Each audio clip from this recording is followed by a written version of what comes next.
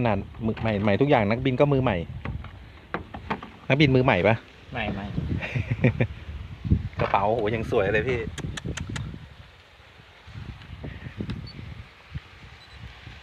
รีโมทT10นะครับ2.4รีวิว380นะครับตัวนี้นี่พี่ก็ต่อฟินตั้งให้ยาวขึ้นนะครับเพราะว่าเวลาลงจอดมันใบห่างมันจะได้ไม่ฟันพื้นแบตเป็น1,800มิลลิแอมป์นะครับยกพีท KST กล่อง Beat X นะครับกันหางก็เป็น KST 565นะครับ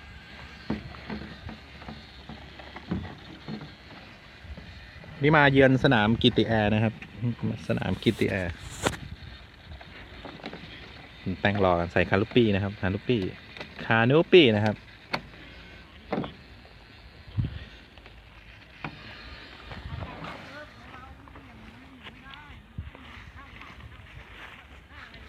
อันนี้บินตรงที่มีบริเวณที่มีหญ้านิดนึงนะครับจะได้ลดความกดดันไปนะสักหน่อยนะครับพี่ตรวจสอบ Aeron Elevator ถูกไหมตรวจสอบโอเคถูกต้อง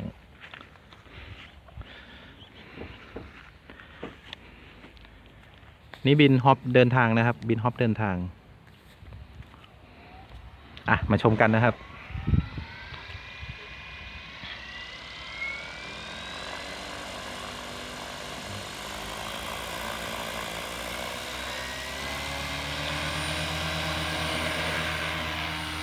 ลอยขึ้นมาแล้วนะครับ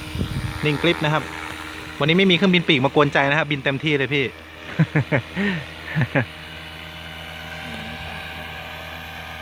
ฮะหางไม่โบกแล้วเนาะตอนแรกหางโบกนะครับมาแก้หายโบกแล้วครับตอนแรกโบกเป็นปลาว่ายน้ำเลยนะครับตอนนี้หายแล้ว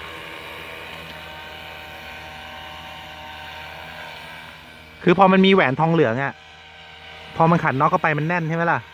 พอมันแน่นปุ๊บมันเหมือนมันไม่ให้ตัวไงผมก็เลยเอาออกอีกข้างนึงก็เอาออกไปด้วยไงมันก็เลยทำให้เกิดการให้ตัวได้โอ้โหตั้งโนตอินด้วยนะครับเดินทางนะครับเดินทางนะครับหันหัวมาทางนู้นแล้วนะครับ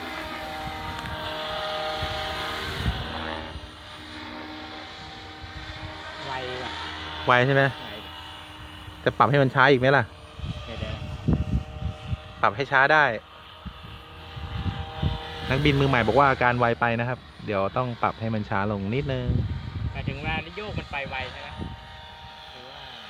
มันอย่างนี้มันปรับได้พี่มันปรับได้เดี๋ยวลดดูเลทเอาก็ได้ครับลด DR เอา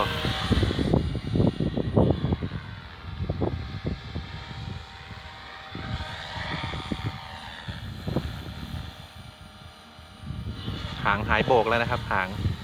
เพิ่มเกณฑ์เข้าไปอีกหน่อยนึงนะครับก็ไปสีส้มสถานะเกณฑ์เจโรขึ้นที่ตัว G นะครับค้างนะครับพอเวลาที่เราแต่งตั้งเกณฑ์เจโรมันก็จะขึ้นค่า G หรือค่า E ค่า F นะครับตั้งไว้ที่ค่า G มันก็จะแข็งขึ้นหน่อยแต่ถ้าเป็น HI ก็คือมันก็จะแข็งมากขึ้นนะครับเอาที่ G ก็พอนะครับอันนี้ไม่ได้รอบแรงมากนะครับเล่นรอบตุยๆเพราะฉะนั้นเกณฑ์ก็ต้องเพิ่มขึ้นไปหน่อย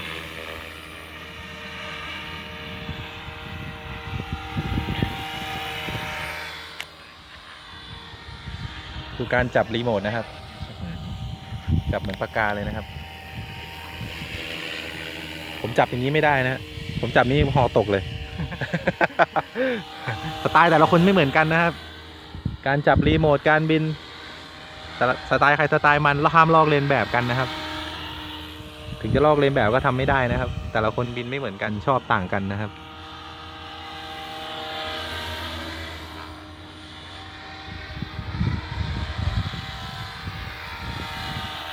แต่ถ้าพี่บินไวอย่างนี้พี่ก็มันก็ดีนะเพราะว่าพี่ก็จะเก่งไวขึ้นไงก็ดีแล้วแหละเราโยกนั่นไปเอง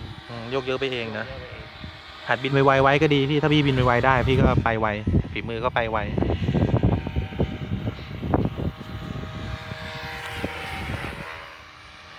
บินไป4 นาทีนะครับ50 วินาทีแล้วตอนนี้บิน5 นาทียังได้อยู่ตั้งไว้5 นาทีได้เพราะว่าพี่ไม่ได้บิน 3D พี่ไม่ได้เปิดรอบเยอะ แบตยังเหลือ 3.8 อ่า 5 นาที ถ้าอย่างผมบินนะ3 นาทีผมต้องลงละ อ่า เพราะว่าผมทั้งติ๊กตอกทั้งเล่นท่าหนักๆก็มันก็เลยไม่พอ โน้ตอินได้แป๊บเดียวอยู่ไม่นานไม่ได้อะ หลงใช่ไหม ครับ อันนี้บินเดินทางเป็นเลข8นะครับเป็นเลข8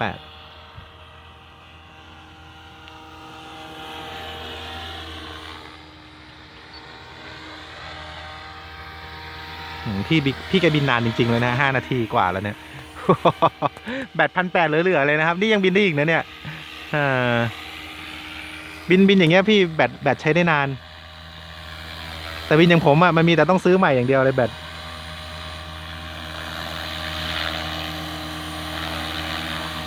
นิ่งกริปนะครับหางไม่โบกแล้ว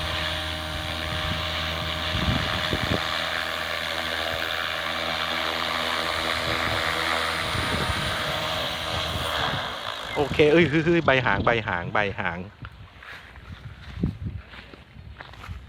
เนี่ยถ้าไม่ค้ำนะโดนแล้วอะ ใช่มันต้องมีค้ำหน่อยนึงถ้าไม่มีค้ำก็โดนเลยแล้วไปหางฟันพื้นแล้วตอนเวลาพี่ลงพี่พยายามลงพื้นที่มันแบบเอียงไปข้างหน้าอย่างเงี้ยแต่ถ้าพี่ลงแบบว่าพื้นมันเอียงขึ้นหางมันจะวันนี้พี่ไปใส่ขอบเองใช่ไหมเนี่ย ใช่ มันจะการฉีกขาดไง ครับ ไหนดูมอเตอร์ร้อนไหมก็ร้อนปกตินะปกติของมันสปีดร้อนหน่อยเพราะพี่บินนานเลยเนาะพี่เอาพัดลมไอ้ที่ผมให้มาเอามาเป่าเลยก็ร้อนอยู่แต่พอเอาพัดลมมาดูด